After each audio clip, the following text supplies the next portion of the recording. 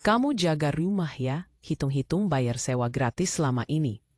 Kalimat itu keluar begitu ringan dari mulut mertuaku. Diiringi tawarnya adik ipar yang sibuk memamerkan tiket pesawat bisnis kelas di Instagram story-nya. Mereka pikir meninggalkan aku sendirian di rumah mewah ini adalah hukuman. Mereka pikir aku akan menangis di pojokan sambil menunggu mereka pulang membawa sisa remah makanan. Tapi mereka salah besar. Mereka tidak sadar saat mereka menyerahkan kunci rumah itu kepadaku. Mereka baru saja menyerahkan nyawa mereka sendiri.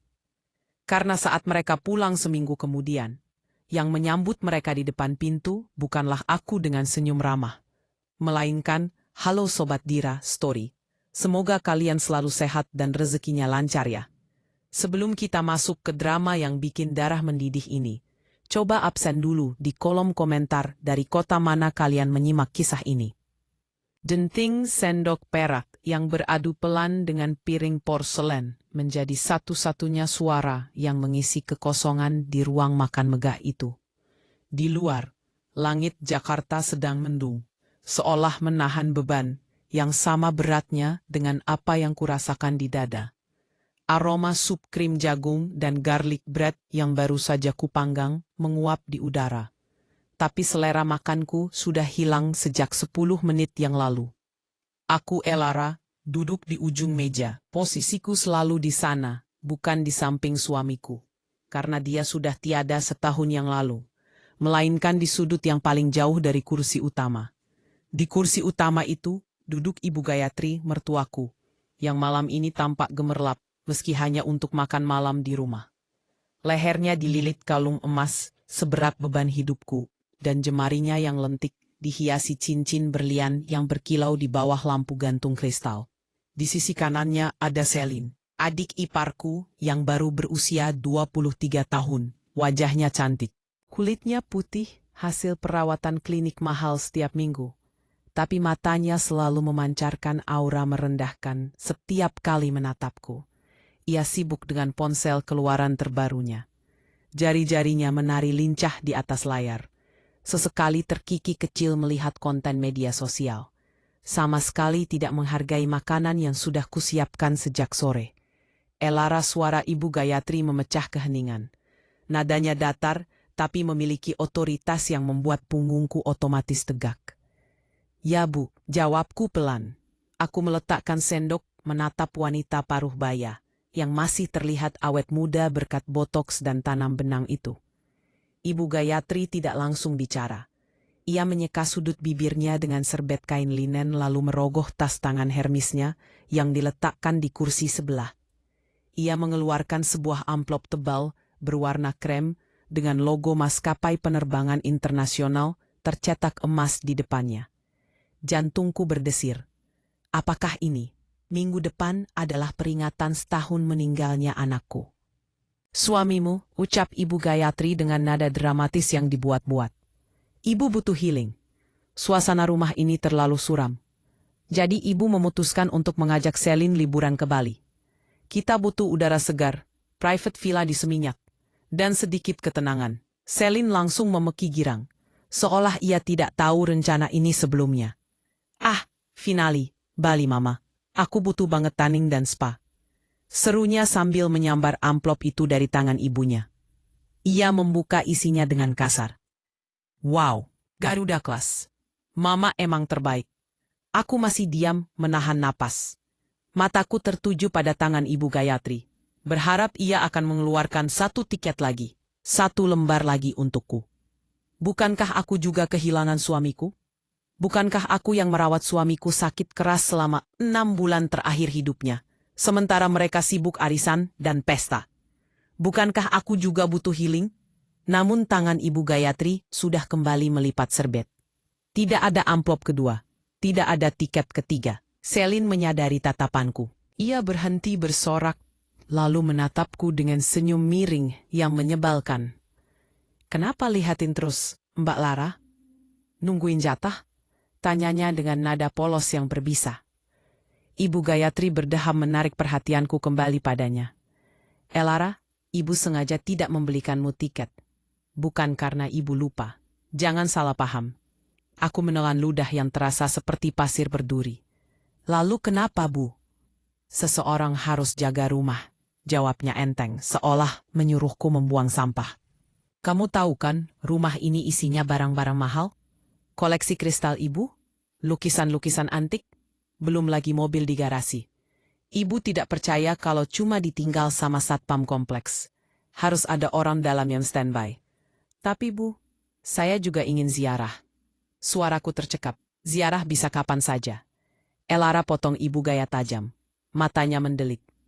Lagi pula kalau kamu ikut, siapa yang bayar pengeluaranmu di sana? Uang peninggalan suamimu itu sudah habis untuk biaya rumah sakit dulu kan? Kamu mau ibu yang bayarin makan, hotel dan tiket kamu. Sadar diri sedikit dong. Darahku mendesir naik ke kepala. Ans, uang peninggalan suamiku habis. Itu kebohongan terbesar yang pernah ku dengar. Tapi aku menahannya. Aku meremas kain rokulotku di bawah meja hingga buku-buku jariku memutih. Selin tertawa kecil. Suara yang terdengar seperti gesekan piring pecah di telingaku.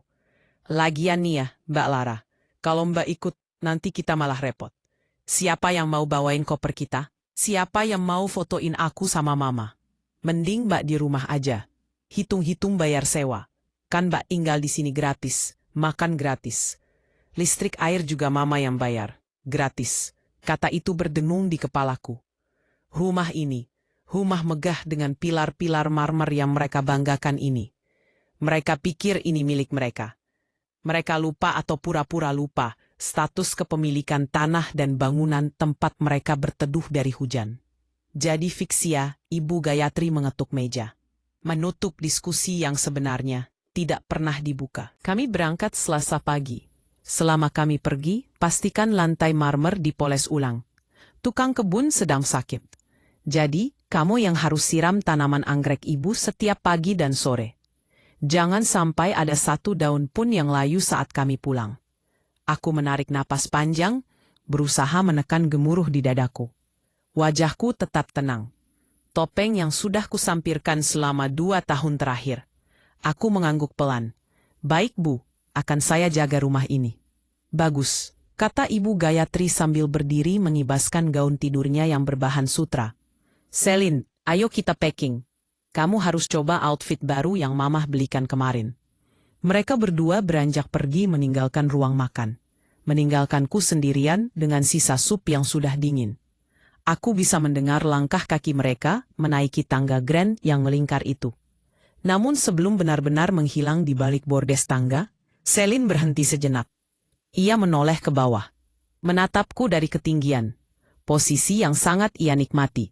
Oh, iya. Mbak Lara, serunya setengah berteriak. Aku mendongak. Nanti aku bawain oleh-oleh kok. Tenang aja, katanya sambil menyeringai lebar. Kulit kacang mau kan? Lumayan buat nyemil sambil nungguin rumah, kayak anjing penjaga. Tawa mereka berdua pecah, menggema di lorong lantai 2 yang luas. Lalu menghilang di balik pintu kamar utama yang tertutup rapat. Aku masih duduk mematung. Tapi kali ini aku tidak menangis. Setitik air mata pun tidak jatuh. Sebaliknya, sudut bibirku perlahan terangkat. Bukan senyum sedih, melainkan senyum tipis yang penuh arti. Tanganku meraih gelas air putih, meminumnya dengan tenang seolah baru saja menelan racun yang mereka berikan dan mengubahnya menjadi tenaga. Kulit kacangnya, bisikku pada ruangan kosong itu. Silahkan tertawa sepuasnya sekarang, Selimi. Ibu, karena saat kalian pulang nanti, aku menatap pantulan wajahku di sendok perak. Mataku tidak lagi sayu. Ada api kecil yang mulai menyala di sana. Api yang akan membakar habis kesombongan mereka. Kalian bahkan tidak akan bisa melangkah masuk ke halaman rumah ini. Selasa pagi datang dengan kegaduhan yang merusak kedamaian subuh. Bukan suara burung berkicau yang menyambutku, melainkan gema roda koper keras yang beradu kasar dengan lantai marmer. Rumah yang biasanya hening seperti museum, kini berubah menjadi landasan pacu mode yang kacau. Aku sudah bangun sejak pukul pagi, menyiapkan sarapan yang pada akhirnya hampir tidak disentuh. Roti panggang alpukat dan telur benedik itu kini hanya menjadi pajangan di meja makan. Kalah menarik dibandingkan paspor dan tiket pesawat yang diperiksa berulang-ulang oleh Ibu Gayatri. Elara, kamu tulia, teriakan Selin melengking dari lantai 2. Aku yang sedang memindahkan pot bunga besar di teras. Sesuai perintah Ibu Gayatri yang ingin pemandangan segar. Saat ia melangkah keluar nanti, segera berlari masuk. Napasku sedikit terengah. Keringat dingin mulai membasahi punggung kemeja katunku. Ya, Selin, ada apa? Anyaku, sesampainya di depan pintu kamarnya yang terbuka lebar. Kamar itu seperti baru saja diterjang badai. Baju-baju bermerek berserakan di kasur. Sepatu-sepatu hak tinggi tergeletak di karpet bulu. Selin berdiri di tengah kekacauan itu dengan wajah merah padam memegang sebuah sunblock mahal. Ini kenapa tutupnya nggak rapet sih? Tumpah sedikit nih kena pouch kosmetik aku. Semburnya sambil menyodorkan botol itu ke wajahku. Kamu kalau beres-beres kamar, tuh pakai mata dong. Kalau kena tas Gucci aku gimana? Kamu mau ganti ginjal? Aku menatap noda seujung kuku di pouch plastiknya. Itu bahkan bisa dilap dengan tisu basah dalam 2 detik. Maaf Selin, sini biar aku bersihkan. Enggak usah, udah telat. Cepetan angkut koper aku ke bawah. Awas ya, jangan diseret. Itu koper Rimo baru. Kalau lecet sedikit aja, aku potong uang belanja dapur bulan depan. Aku mengangguk patuh.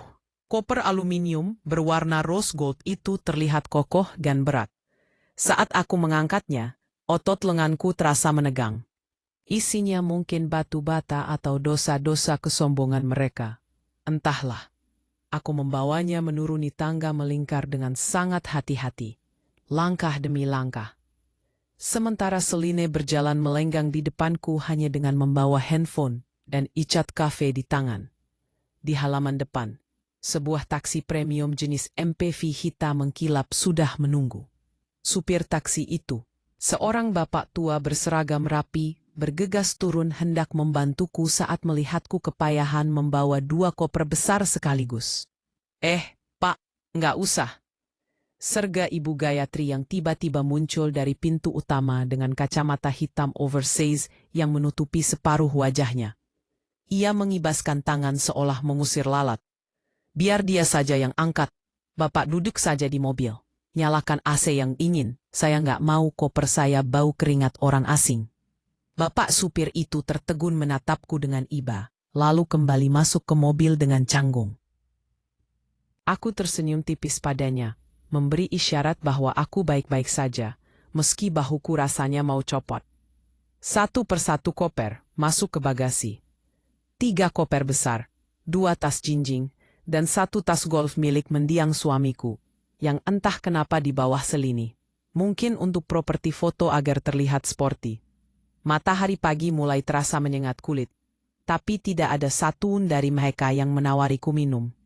Setelah semua barang masuk, Ibu Gayatri dan Selini masuk ke kabin penumpang yang sejuk.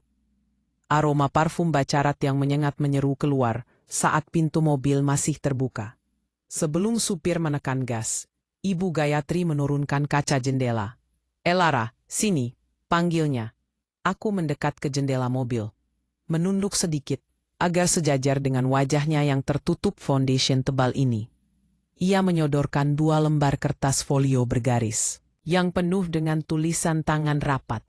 Aku menerimanya dengan bingung. Ini apa, Bu? Itu daftar pekerjaan kamu selama seminggu ini. Jawabnya datar tanpa melepas kacamata hitamnya. Saya sudah tulis detail. Jam berapa harus siram tanaman? Jam berapa harus lap debu di koleksi piring antik? Sampai cara mencuci tirai sutra di ruang tamu. Ingat, tirai itu tidak boleh masuk mesin cuci. Harus dikucek tangan pakai sabun bayi. Mataku menelusuri daftar itu sekilas. Poin-poinnya berderet panjang, seperti daftar belanja negara. 1. Sikat lumut di puffing block halaman belakang. Pakai sikat gigi biar detail. 2. Jemur kasur tamu setiap jam 10 pagi. Balik setiap 15 menit. 3. Pastikan tidak ada 1 ekor semut pun di dapur. Dan yang paling penting, sambung Selin dari kursi belakang. Menyembulkan kepalanya. AC di kamarku dan Mama harus dinyalakan 2 jam, tepat 2 jam sebelum kami sampai rumah nanti pas pulang. Aku nggak mau masuk kamar yang pengap. Suhu harus 18 derajat. Ngerti? Mengerti. Jawabku singkat. Bagus, kata Ibu Gayatri. Jangan lupa, kunci gerbang selalu digembok. Jangan biarkan pengamen atau tukang minta-minta masuk. Rumah ini terlalu berkelas untuk didatangi orang sembarangan. Ironis, hati-hati di jalan, Bu. Selini, ucapku. Sebuah formalitas kosong. Oleh-olehnya kulit kacangnya. Baik. Selini melambaikan tangan dengan gaya mengejek. Lalu kaca jendela berwarna gelap itu perlahan naik, memisahkan dunia mereka yang dingin beracak dengan duniaku yang panas dan berdebu. Mobil MPV hitam itu perlahan bergerak mundur, lalu melaju meninggalkan pekarangan rumah, membelah jalanan komplek elit yang sepi. Debu tipis mengepul di udara berputar-putar sejenak sebelum jatuh kembali ke aspal. Aku berdiri mematung di driveway, menatap pantat mobil itu hingga benar-benar menghilang di tikungan. Suara mesin kendaraan perlahan lenyap, digantikan oleh kesunyian yang tiba-tiba terasa begitu masif. Rumah megah di belakangku ini kini kosong. Perlahan, aku mengangkat kertas folio di tanganku. 2 lembar kertas yang berisi perintah-perintah perbudakan ini terasa panas di kulit. Angin pagi berhembus menerbangkan ujung rambutku yang keluar dari ikatan. Aku membaca ulang poin nomor 1. Sikat lumut pakai sikat gigi. Tawa kecil lolos dari bibirku. Awalnya pelan, lalu berubah menjadi dengusan geli. Sikat gigi, gumamku. Kalian pikir aku akan menghabiskan waktuku berlutut menyikat batu?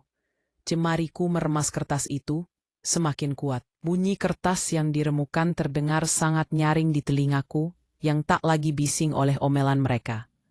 Aku meremasnya hingga menjadi bola kertas padat yang tak berbentuk, lalu melemparnya sembarangan ke tanah. Aku berbalik badan menghadap bangunan 2 lantai bergaya Mediterania yang menjulang angkuh di hadapanku. Pilar-pilar tingginya seolah menatapku ke bawah. Selama 2 tahun ini, rumah ini terasa seperti penjara. Dinding-dindingnya menyerap air mataku. Lantainya merekam jejak kakiku yang berlarian melayani mereka. Tapi hari ini auranya berbeda. Tanpa kehadiran mereka, rumah ini hanyalah tumpukan bata dan semen. Benda mati yang tidak punya kuasa dan kuncinya ada di tanganku. Aku melangkah mendekati pintu utama yang terbuat dari kayu jati ukiran Jepara. Langkahku tidak lagi buru-buru. Tidak ada lagi bahu yang membungkuk. Aku menegakkan punggung, menarik napas dalam-dalam, menghirup aroma kebebasan yang bercampur dengan aroma tanah basah. Mataku menyapu fasad rumah itu dari ujung genteng hingga ke lantai teras. Tatapanku dingin, tajam, dan penuh perhitungan. Kalian pikir ini rumah kalian? Bisik lirih, namun suaraku bergema kuat di keheningan pagi. Kalian lupa siapa yang meminjamkan atap ini saat kalian bangkrut 5 tahun lalu. Aku merogoh saku celanaku, mengeluarkan ponsel, bukan untuk menelepon mereka, tapi untuk memulai rencana yang sudah tersusun rapi di kepalaku sejak malam tadi. Layar ponsel menyala. Aku menekan satu kontak yang sudah lama tidak kuhubungi. Jantungku berdetak kencang. Bukan karena takut, tapi karena adrenalin perlawanan yang mulai membanjiri nadiku. Halo, sapaku saat sambungan terhubung. Suaraku terdengar berbeda. Lebih berat, lebih berani. Tukang kunci, saya butuh bantuan. Segera saya mau ganti semua sistem keamanan rumah. Ya, semuanya sekarang. Layar ponselku menjadi gelap setelah sambungan telepon dengan tukang kunci terputus. Aku memasukkannya kembali ke saku, lalu melangkah masuk ke dalam rumah. Udara di dalam terasa dingin.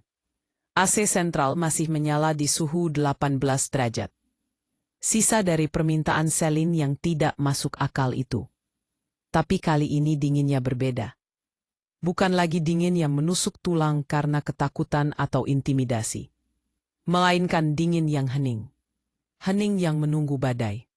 Kakiku melangkah pasti menuju lorong di sayap kanan lantai 1. Di ujung lorong itu terdapat sebuah pintu kayu eboni yang kokoh. Ruang kerja. Selama 5 tahun terakhir, ruangan itu adalah zona terlarang bagiku. Jangan pernah masuk ke sana kalau tidak mau saya usir. Begitu ancaman Ibu Gayatri setiap kali aku lewat di depannya dengan sapu atau kemoceng. Di sanalah Ibu Gayatri menyimpan segala dokumen penting, perusahaan fiktifnya, dan tempat ia menghitung uang arisan sosialitanya. Tanganku terulur memegang gagang pintu dingin itu. Biasanya jantungku akan berdegup kencang karena takut ketahuan. Tapi hari ini detaknya stabil. Aku menekan gagang pintu ke bawah tidak terkunci. Tentu saja, ia merasa terlalu aman di rumah ini. Ia merasa rumah ini miliknya mutlak. Pintu terbuka dengan derit halus engsel yang jarang diminyaki. Aroma ruangan itu langsung menyergap hidungku. Campuran bau kertas tua, perabotan kayu jati, dan sisa samar parfum Chanel nomor 5 milik Ibu Gayatri yang tertinggal di udara. Aku melangkah masuk menyalakan lampu gantung. Cahaya kuning temara menyinari ruangan yang dipenuhi rak-rak buku tinggi.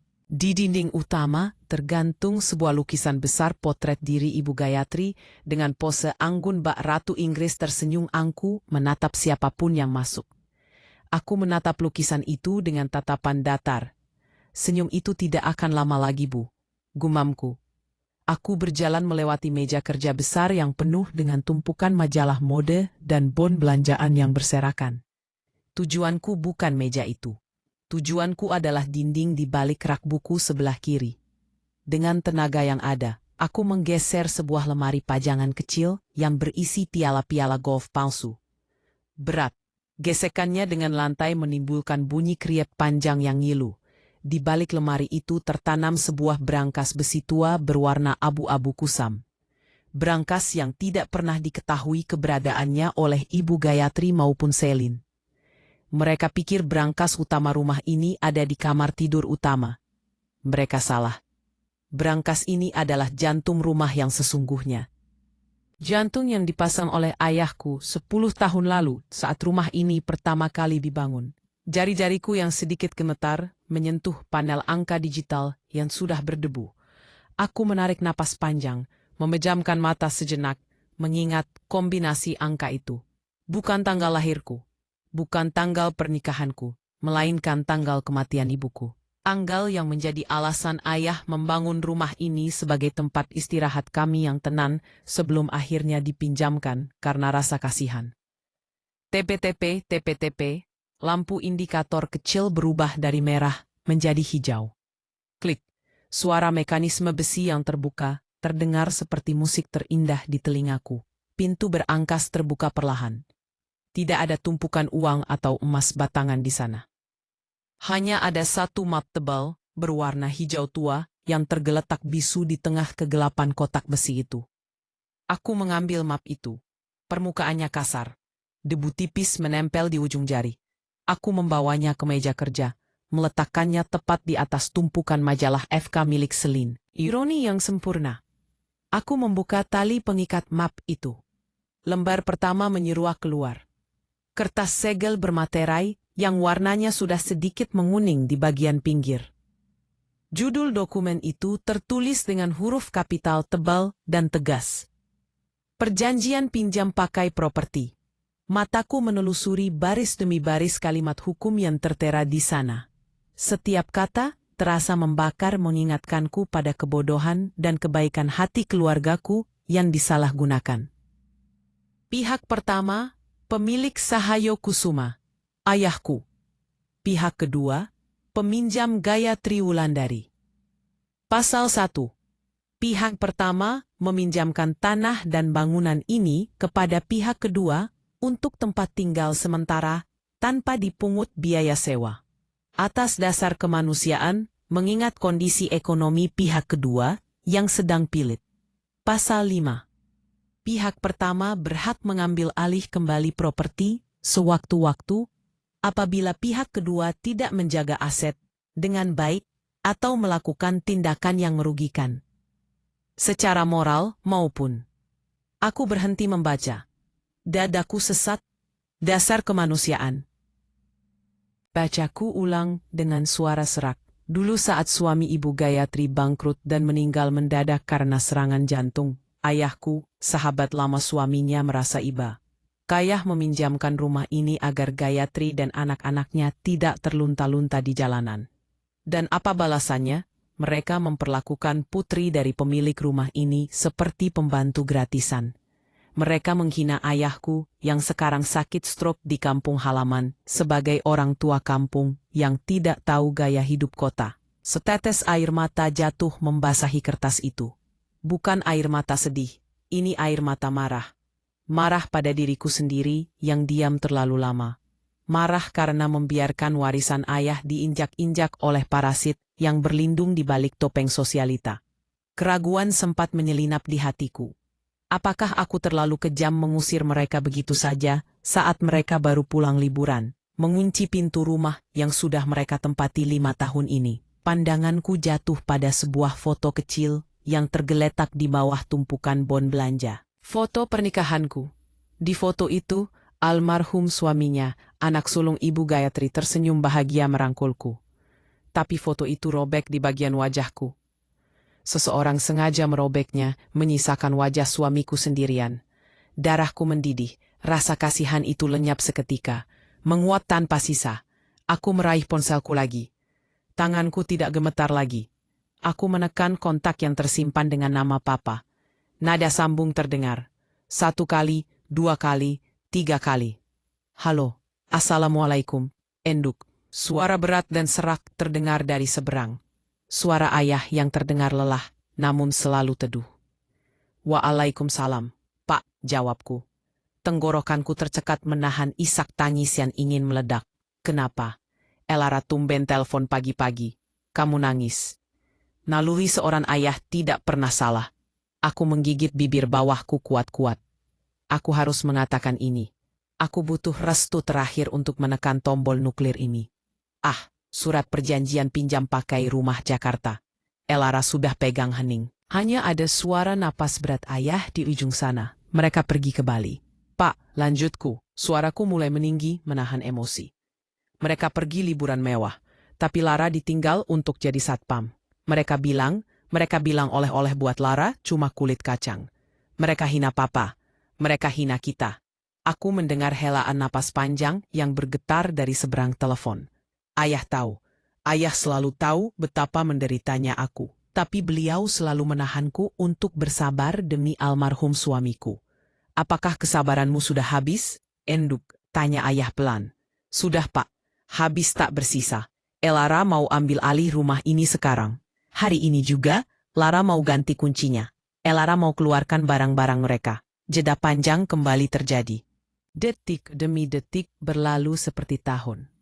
Aku meremas ujung meja kayu, menunggu vonis. Apakah ayah akan melarangku lagi?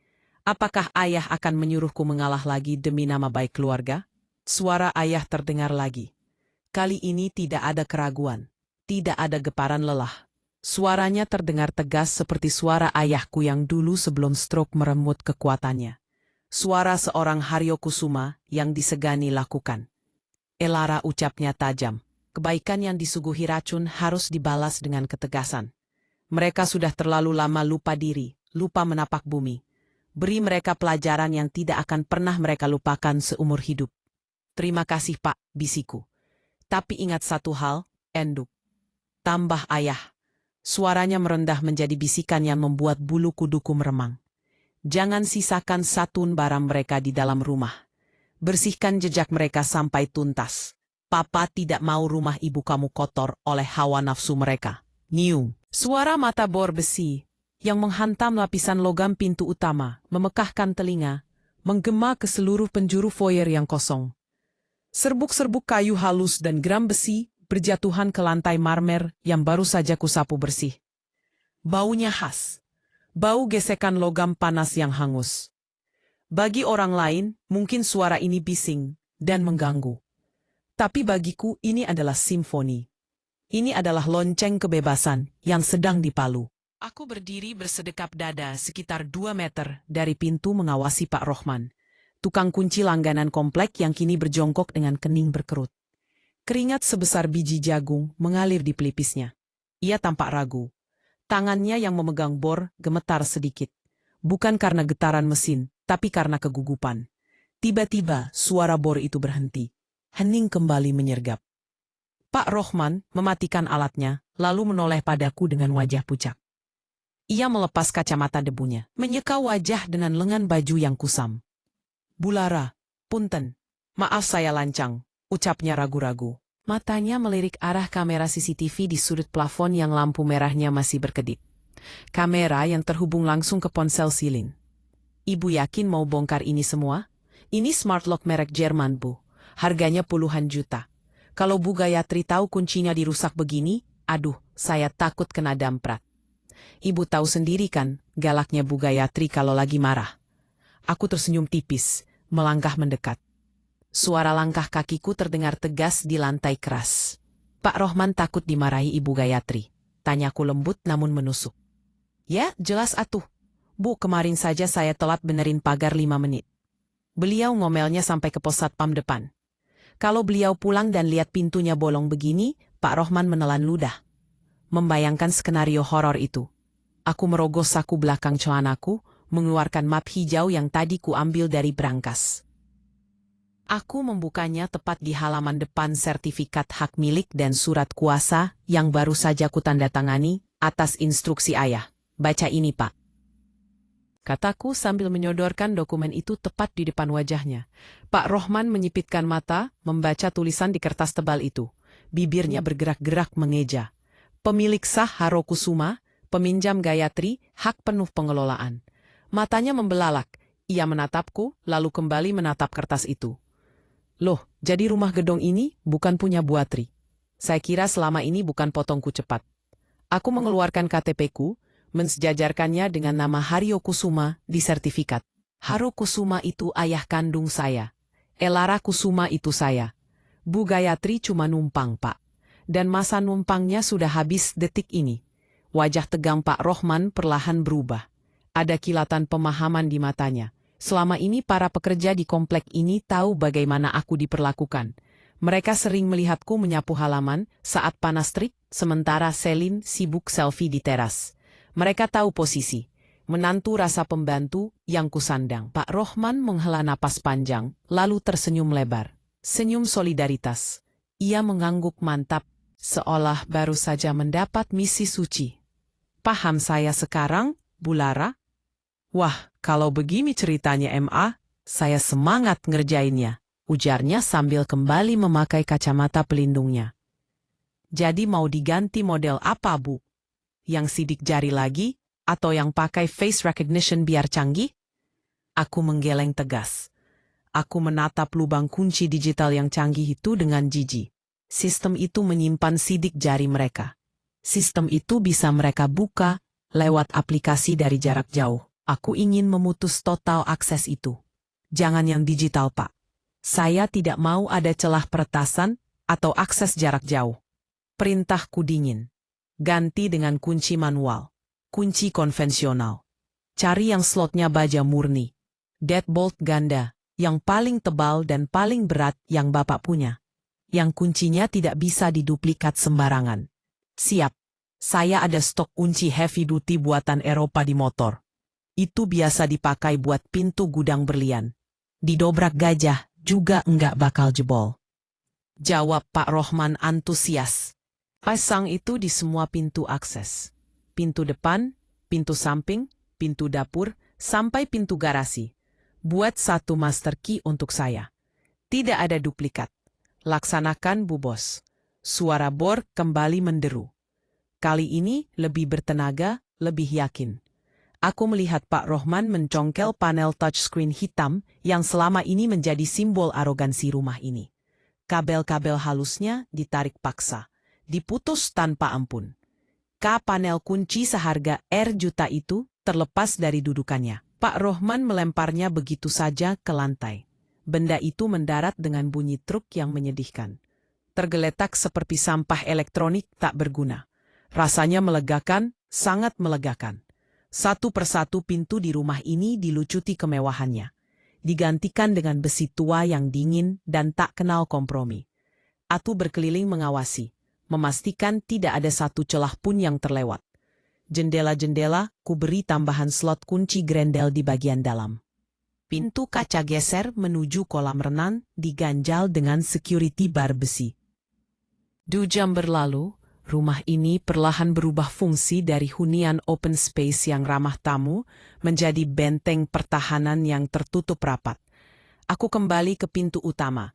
Pak Rohman sedang memasang skrup terakhir pada plat baja kunci yang baru.